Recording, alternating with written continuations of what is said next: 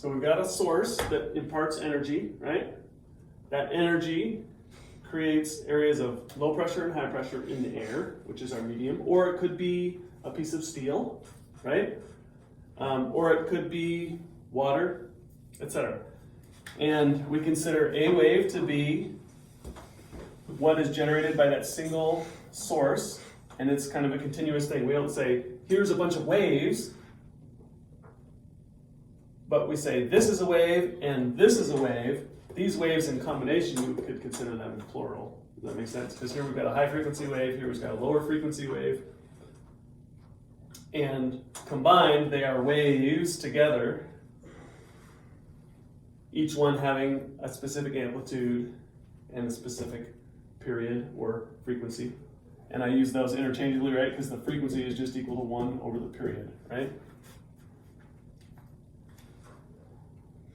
And this is T, the period right there. Okay. So that's kind of helps us with some definitions. Now you can have two kinds of waves. When I was a kid, do some erasing right here. I went to school at a classical education school in 7th and 8th grade. The only 2 years I got at a classical school. I learned Latin and it was a great school. Now, in 7th grade, I had to walk. I caught the bus from St. Paul, where I lived, to Minneapolis, which is the twin city of St. Paul. So I went across the river, went downtown, and there were these big, tall buildings. So I'm going to draw this building kind of, we're looking up, right? And so here's Cully way down at the bottom, and there was like window washers way up here, right? And they had lines strung down. And then this long line like this coming down to me.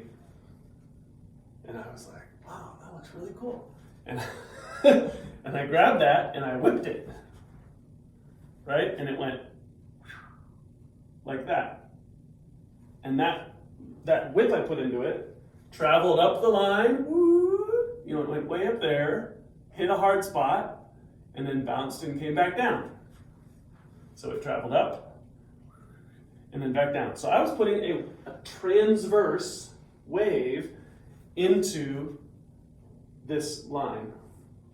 You see that? So it's transverse because the movement of the wire is perpendicular to its direction, or perpendicular to the direction of the medium. The medium in this case is the wire itself. Somebody came and shouted at me and told me not to do that pretty soon after. But it was fun while it lasted. Because you could hit it like that, and then it would travel up for, it was like 250 feet or something, maybe 300 feet. It was a really tall building. We'd go way up and then come back down. And it had a certain speed, right? And it had a certain amplitude, might have been 8 inches or something of amplitude. And I would say it probably traveled, I don't know, probably took a second maybe to get up and then back down, something like that. It was kind of cool. Now, there would be certain things I could do to change that, right? If I did it harder, what would I be adjusting?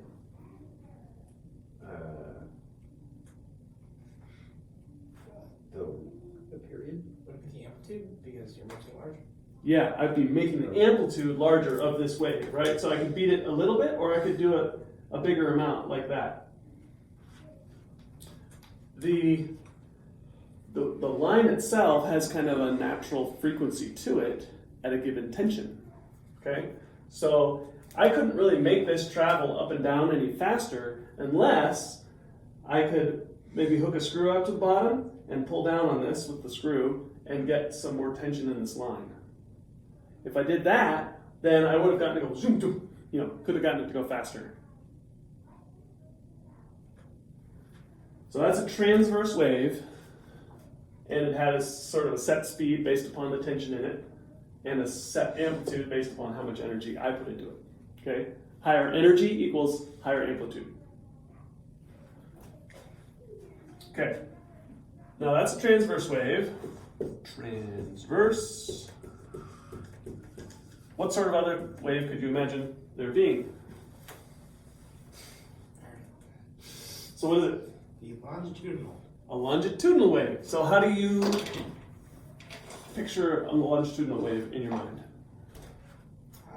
Good question. Well, is that like what we were talking about with the sound? Is that a longitudinal wave because it's compression? Very good, because its compression change is in the direction of travel, isn't it?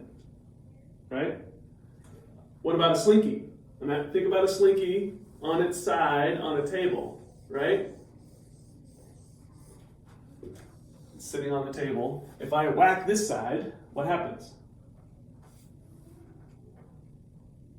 It compresses. It compresses right here, yep, when I whack it, right? So you get a tighter section, and then that tight section pushes on the next section, which causes that to collapse, right? And you wind up with this wave traveling longitudinally through the You slinky. should bring a slinky in. Yeah, I don't have a slinky right now.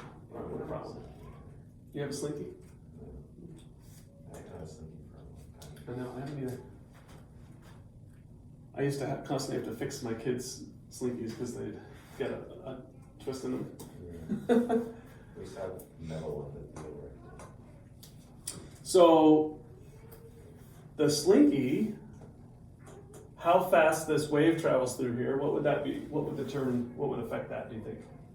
The spring constant. Yeah, the spring constant would, exactly.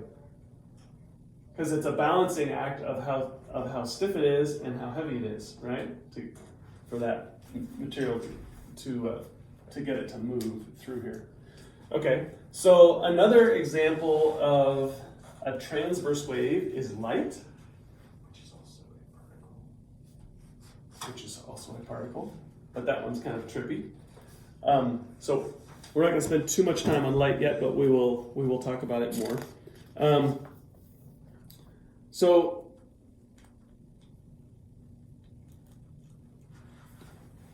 here's the other thing: the frequency of something, of sound. In general, the frequency is related to the speed over lambda. Lambda is this funky little symbol here, and that is the wavelength. Because there's actual length of wave, the wave itself travels over a distance, right? So like in the case of sound, right, when I make that low tone and we have that picture of the sound waves traveling through air, they've got some physical distance between them that is determined by their frequency combined with how fast the material goes through that medium, right? And so this distance here is lambda. It's a Greek letter. Mathematicians find they run out of normal letters, and it makes sense to use some Greek letters as well, because they can kind of let those be statically related to a specific thing, like mu for coefficient of friction, right? It is mu. It is mu. Not moo. Yeah. Mu. It's mu. Mu. I'll die on this hill. Yeah, you will die. Okay.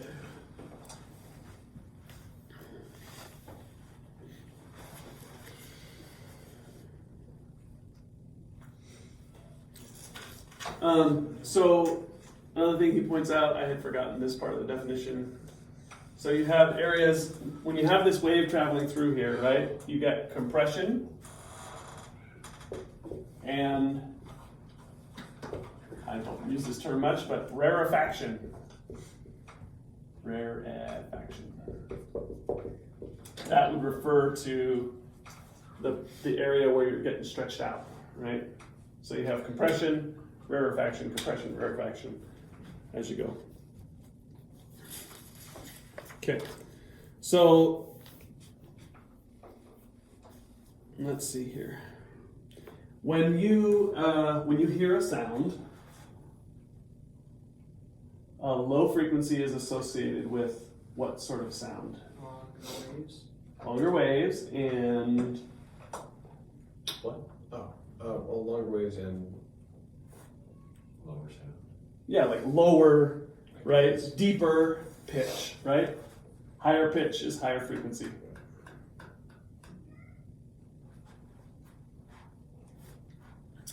if our ears are basically little tiny sensitive vibratory mechanisms, right? They're in there being vibrated by the pressure waves traveling through air, getting into our ears and vibrating them, right? And then our mind takes all that vibration of those things and separates it into something meaningful that we can detect, interpret, I guess I would say.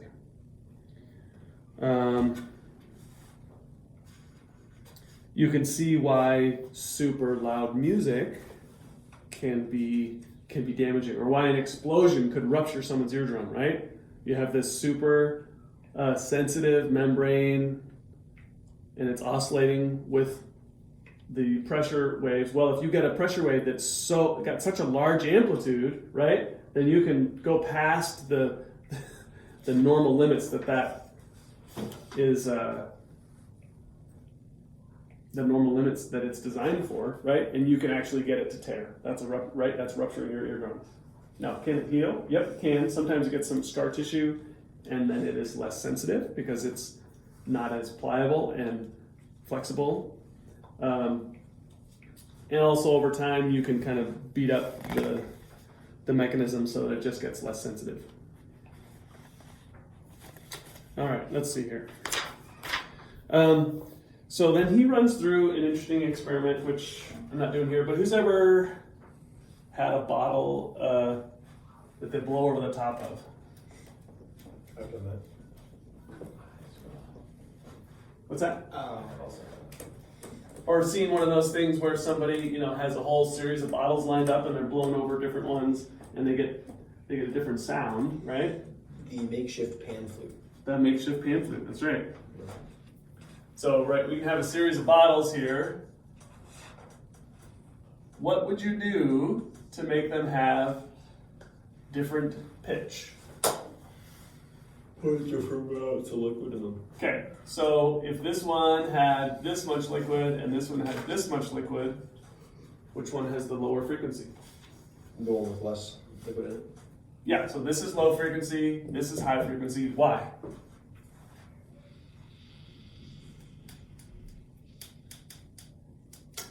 Because there's more. Because the wavelengths can be. Excuse me. There's more room for the waves to propagate in. Yeah, what you're doing is you're setting up like a standing wave in here, and it bounces back and forth, and it becomes sort of harmonic to it, and that's what helps you get that, right? So the natural frequency of this bottle is going to be shorter, right, than this bottle. So it literally has to do with how long of a wave will fit into it. And if you get something really, really small, then it's going to be a pretty high frequency sound because you can only fit a tiny little wave in there. That one's going to be, this is going to be higher than, you might be able to get a sound out of that. Yeah, I don't know. But it's pretty high, right? Because you have almost no wavelength there. Now if you pour it, there you go.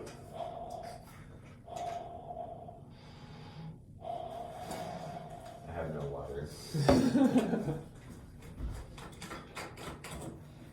Now he makes another interesting distinction here, which is, what if you made this really hot water? Hot water. And you had a bottle here that was the same depth, but it was really cold, which makes the air in here cold versus the air in here being hot. How would that affect the pitch? If it travels faster, does that affect the wavelength? Yes. Well, the particles hitting each other would also affect the wavelength, right? Like the different. It's like the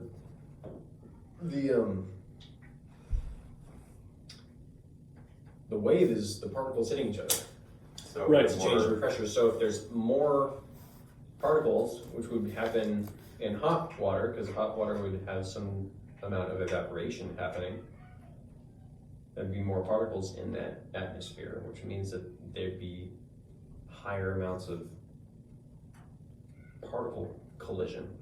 They So the frequency would be higher. would more readily, Smack together.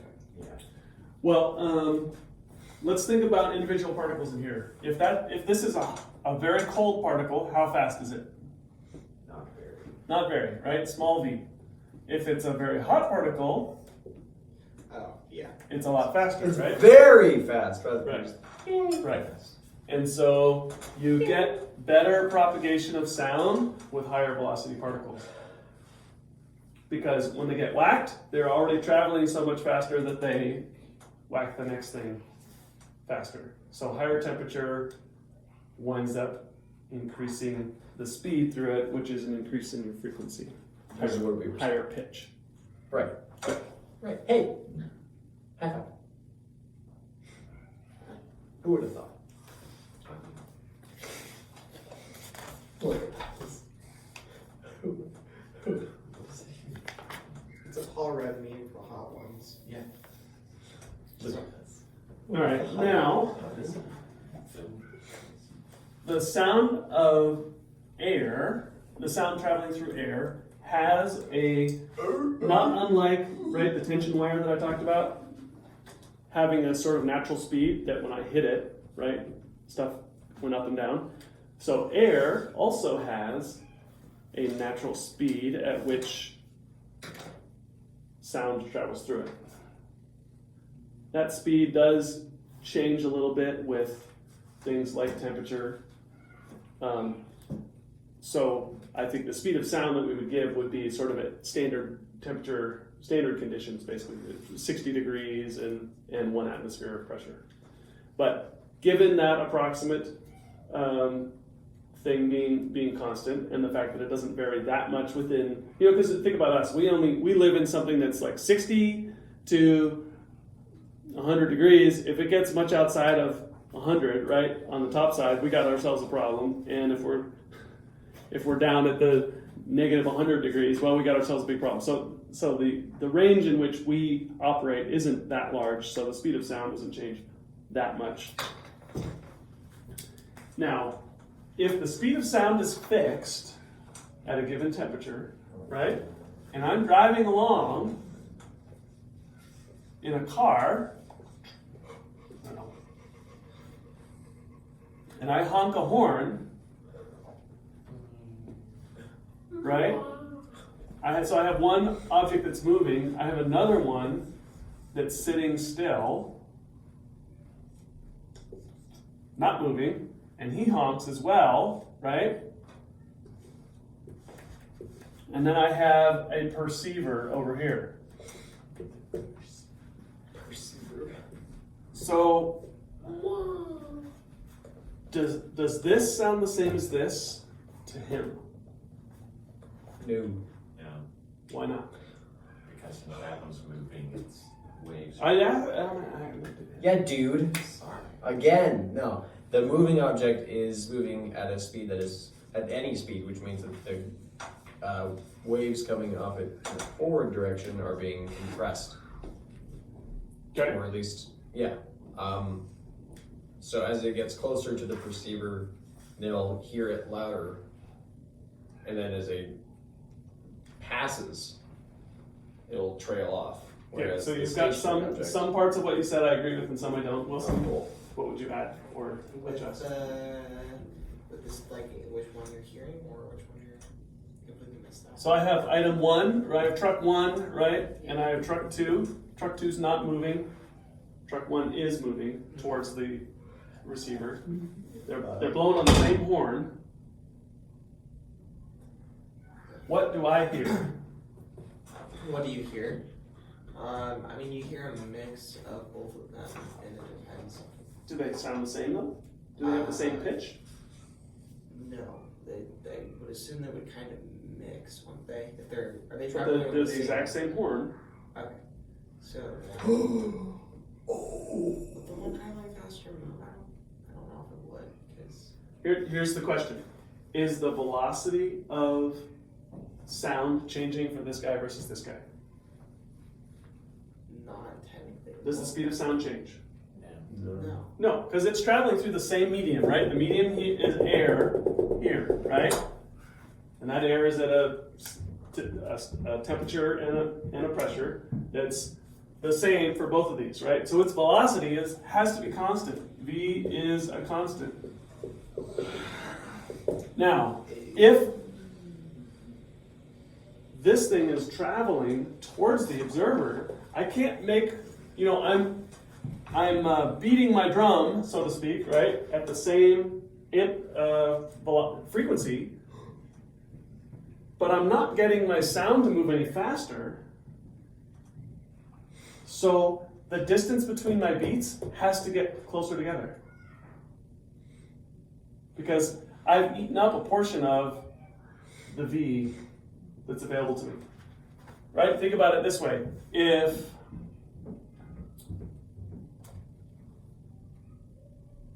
I put out a wave and then I'm sort of I'm trying to catch up with it. It's getting away from me faster, right?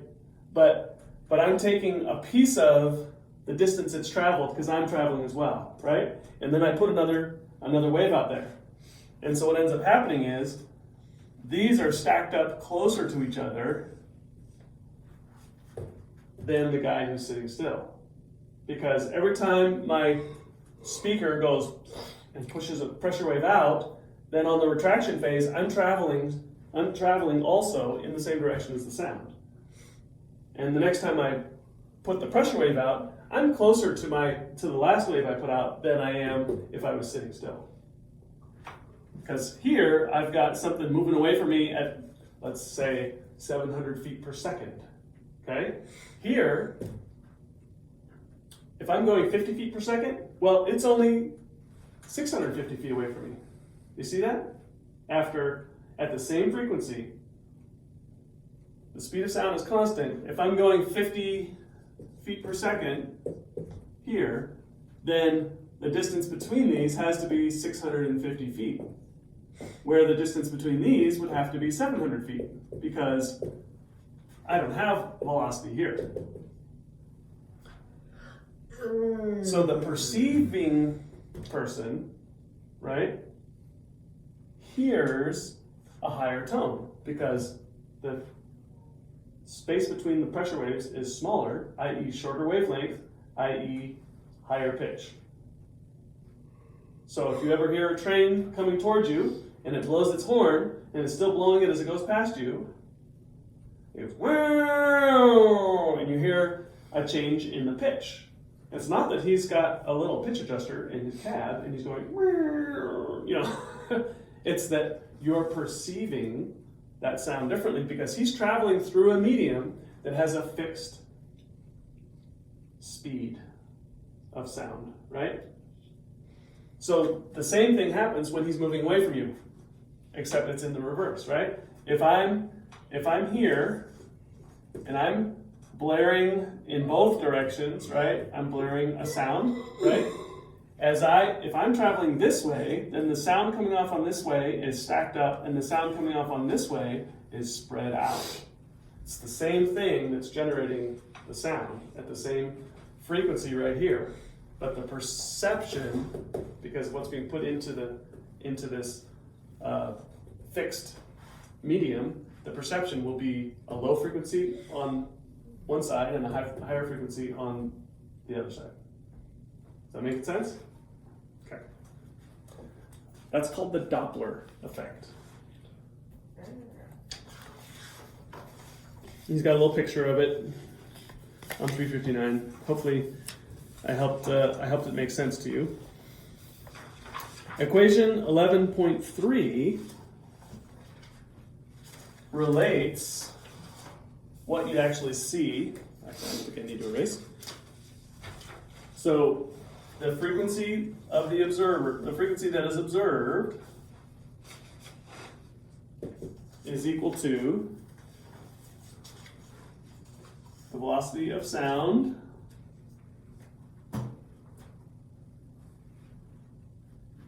plus or minus the velocity of the observer, because guess what? If my observer is moving, he affects it as well. Hey, sorry for interrupting. No, Josiah? Not So yet. he's coming, Yeah, he's but he said he'd be late. Okay. So not as of yet, but Okay. probably. Thank you.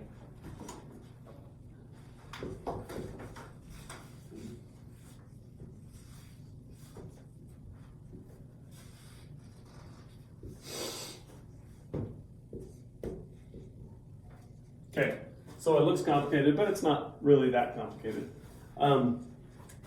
We've got the velocity of sound plus or minus that of the observer over the velocity of sound plus or minus that of the source, being multiplied by the true frequency, which would be the frequency at which our speaker that's mounted on our vehicle is actually making sound. And that gives you the actual observed frequency, meaning what the person just standing on the ground would perceive.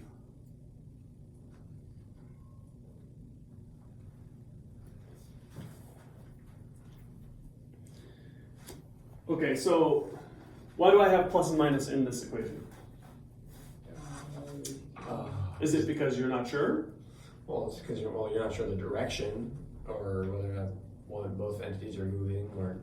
Good, yeah, right. The observer could be moving toward the source of sound, right? If I'm driving in my car towards the train, right? I'm not on the tracks, but I'm parallel to them. Then, right? Then we've got the additive effect of the fact that as the sound waves come towards me, I'm driving towards them, right? So that means I'm going to hit them more often than if I was driving away from them, right? So as an observer, my velocity matters, and the velocity of the source matters. Right, so this is combining those together to think about what will be perceived or observed based upon the relative speeds of the person emitting, the person receiving, right, and their direction of travel, and what frequency is actually being pumped out at the source.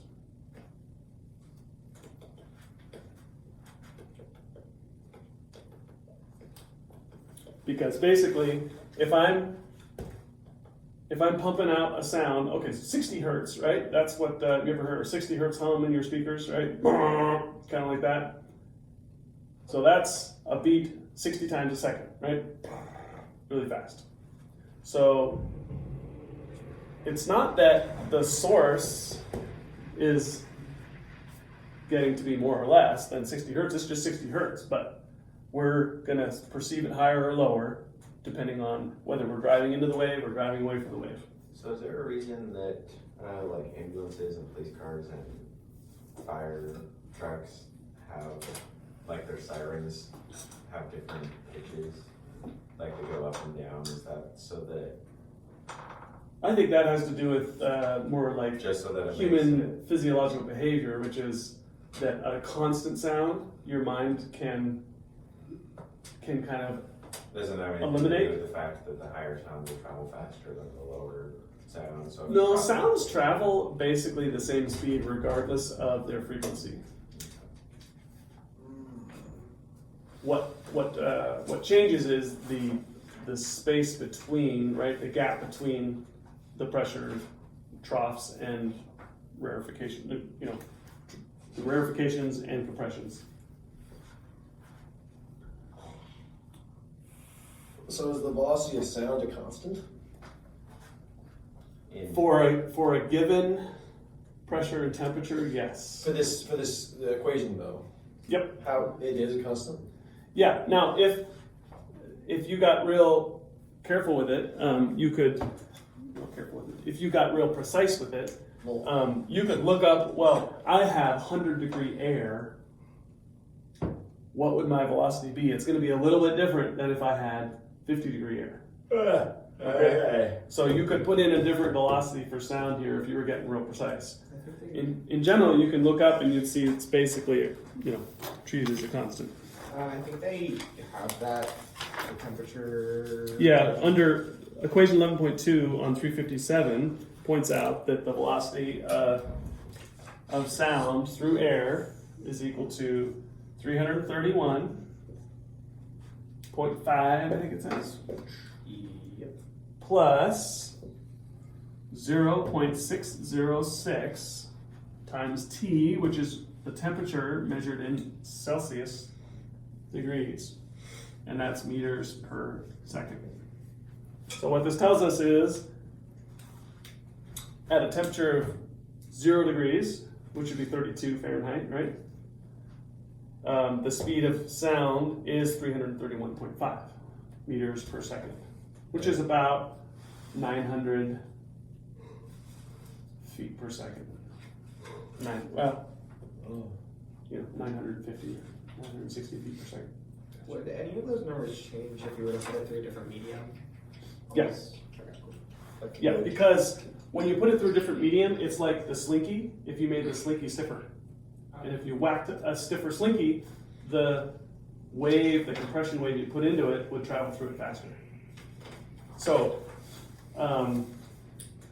if I was building a long building, right? Big long building, and I'm down on this end of the building, and I whacked a piece of steel with my hammer right way on this end here, I would put a compression wave into the beam, right? That would travel down the beam. I would also create this loud bang sound that would travel down towards the observer. Okay? If I could isolate the observer from sound that was emanated from the beam itself, because obviously there's also some sound being emanated by the fact that there's movement of this disco thing, right? But for the most part, I'm going to feel this before I hear it. Because the sound travels faster through steel than it does through air. The compression, the longitudinal compression wave going through the steel beam is faster, I should say, than the longitudinal compression wave traveling through the medium of air. So if we looked up speed of sound through steel, Has the speed of sound through aluminum and iron and lead and copper and wood. oh, does he? Yeah. Oh. Table 11.1. There you go. I didn't have to look it up. So air 343 meters per second. That's ridiculously slow compared to like aluminum. Or copper. Oh, that's why people. Wait, no. Not Wait. I don't have a big table. What page? It's 363. Oh, never mind. I'm sorry. Yeah. And so you can see how fast it is. Iron would be basically like steel, right? 5,100 meters per second. So that's why I could be down at here and I will feel the vibration before I can hear the hammer hit. You guys ever seen the movie Quigley Down Under? Okay. Pretty good movie. It's about this gunslinger basically who is doing good in, I think it's in Australia. But part of the climax of the movie is he's taking a super long range shot, right? And he shoots somebody, right? And they go, and then you hear the gunshot, after they've hit and started to fall off their horse, because he's so far away that the sound emanated by the gun, which, I mean, this is a good corollary, the sound emanated by the gun is traveling at one speed and his bullet is traveling faster. And it's such a long distance that you can perceive the significant space between the two. Very similar idea. I mean, it's the same idea with fireworks, right? Where you see the thing before the movement. Very good. Yeah. When you're watching fireworks and you hear those the real bright flashers that just make a single boom, right? And you see it and then you hear it. Or feel it. Well, you see and feel it, yeah. But you see it long before the feeling happens.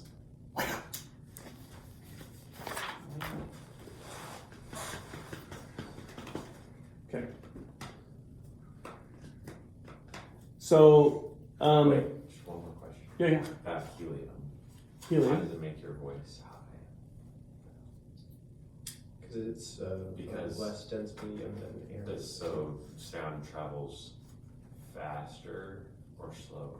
Faster. It travels faster through So a it's- less dense substance. The thing I'm not positive about is that the way that works is you're blowing air across basically membranes, right, in your throat. Right. So the actual reason behind that, I'm not positive. Well, as you exhale when you talk, Mm-hmm. you're vibrating your vocal cords, Right. which cause the pressure to change.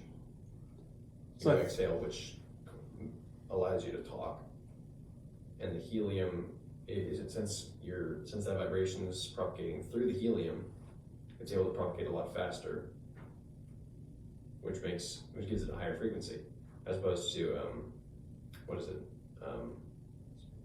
Sulfur. It's like sulfur oxide or something. Sulfur, yeah. It's the Mythbusters. Yeah, Whatever it is, which is way denser.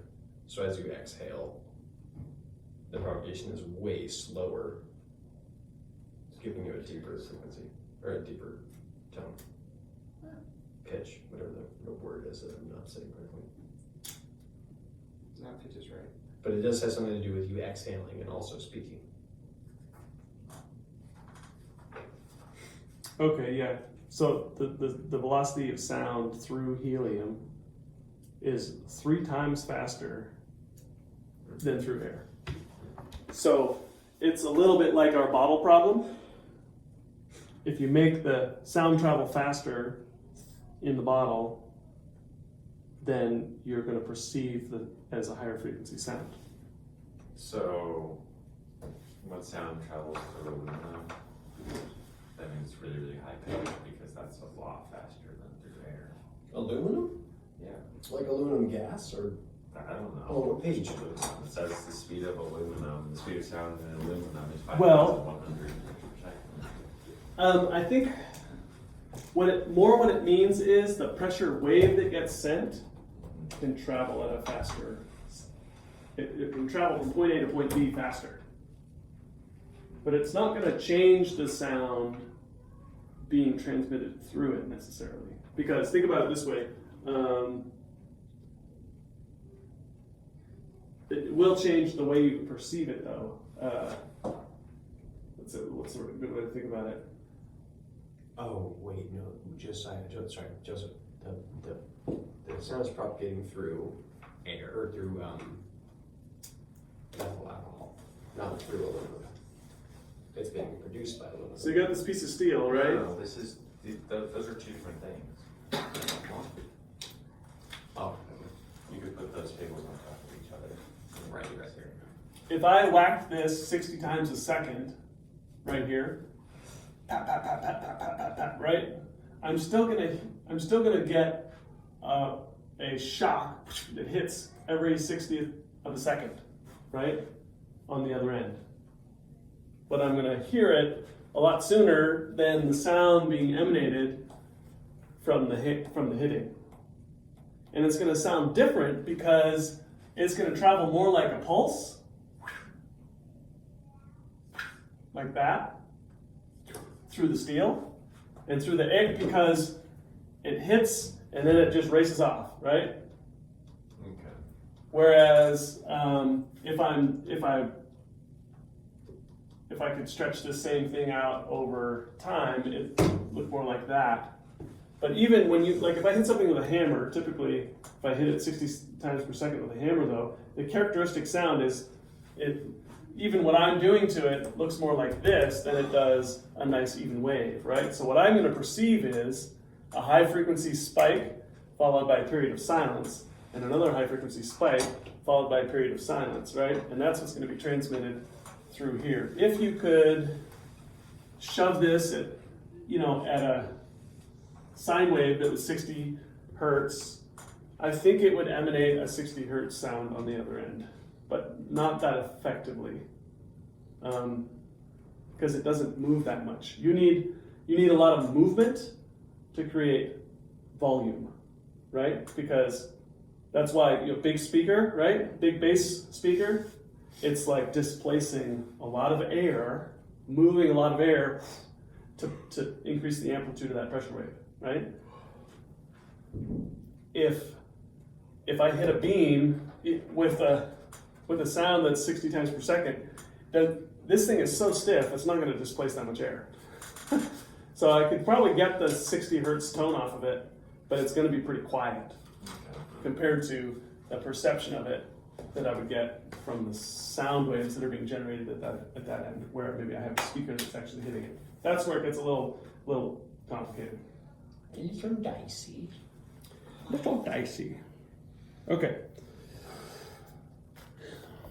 So we're not going to go to the speed of light, which starts at 365. I'll just mention one thing. Can you hear all the waves that exist in air? No. Okay. Can't hear light. Well, that is not a wave of the air, right? Light is fundamentally a different beast because I can make it a vacuum and air still travels in it. But if I have a vacuum, there's no sound. Like all those times when you watch Star Wars and there's like, Hey, it's a galaxy far, far away. You never know. those are silly because space is silent. There is nothing to transmit the movement, right? There's no medium, there's no air molecules to hit and to hit the next ones, and make it to my ear. It'd be terrifying. Could you imagine being in a space battle but you can't hear There's a any of your movie enemies? called Ad Astra Mm-hmm. where there's like fighting in space, but there's no sound. And it is pretty creepy. That'd be It's kind of terrifying. under, maybe. You would never know Yeah. if there was somebody behind you. You would just have to assume that, like, or hope your technology tells you. Right. Well, this is true. Yep. It's always kind of funny when you watch like there's like you hear the rumble of the like Star Destroyer. Like, yeah, Star Destroyers don't have a rumble. They do maybe in an atmosphere, but once you're in space, dead silent. The screaming of the TIE fighters. Yeah. But what would Star Wars be without this? So the other piece here, before we get too far away, is what if can you have a subwoofer that plays a sound you couldn't hear? Yeah. Wait, no. Well, I mean, you can't hear certain. Like as a human or? As a human. Yeah, Yes. you Yeah, can't. there are frequencies that we can't hear. Good. Okay. Yeah. Well, So. but, from a subwoofer? Sure, so if I have a sub and my sub is capable of putting out 10 hertz, that's very low for a sub, by the way. Yeah. Then I would feel it, but I wouldn't hear it. Oh. And I might hear things that get rattled by it. Right? That physically move from the vibration that they're being hit with, and I feel it in my chest, but I wouldn't really be able to hear it. As the frequency of it went up from 10 into the 20 maybe range, somewhere in there, I would start to actually perceive like a bass tone in my ear. Okay. A very deep one. Gosh, I can't So- remember get done. There are some subs No, that we have done this response while we were frequencies doing sound. down to 14, 14 or 12, and those things they're putting a lot of like what you feel in your chest, right? They're putting that into the room, the movie theater, whatever. But they're not really putting sound you'd hear until they get a little higher. And then same thing on the other end. There are tones that like your dog can hear that I can't hear, and there are tones that you can hear that I can't hear. Because the older you get, your high frequency sensitivity starts to roll off. So maybe I roll off at 12 hertz now, and you might roll off somewhere between 15 and 20. Sorry, 1,000. 1,000. Yeah. I'm missing 1,000 there. Okay, so that's what you could perceive versus what's out there.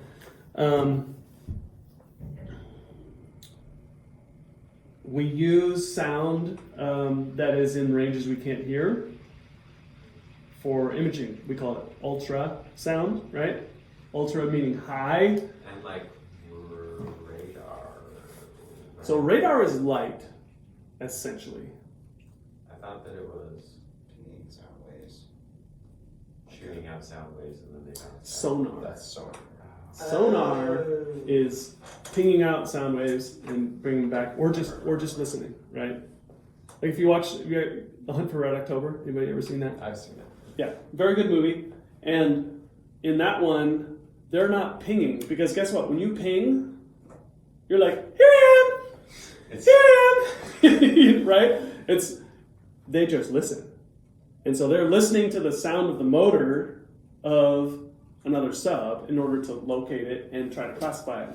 And the characteristic sound classifies the sub, right? And its volume will kind of give you an idea of the distance, right? Like a movie. So they're listening and they're not trying to play any sound at all. Okay. Because but sonar is usually like throwing sound down and watching how it reflects back to you. That's the. Yeah, which bats are doing what's that. called? That's Echolocation. Yeah. Yeah. And when you're on a fishing boat, Yeah. that's what you're doing, right? You're sending out a beam of sound through the water, and then if it hits something that's above the floor of the ocean or the lake, then that sound bounces back earlier, and your boat goes, "Oh, there's something right there, right there." It could be a log, it could be a fish. Who knows? Or it could be a rock outcropping. Okay. That's all we'll do for now. We can talk about light as a wave later on Friday.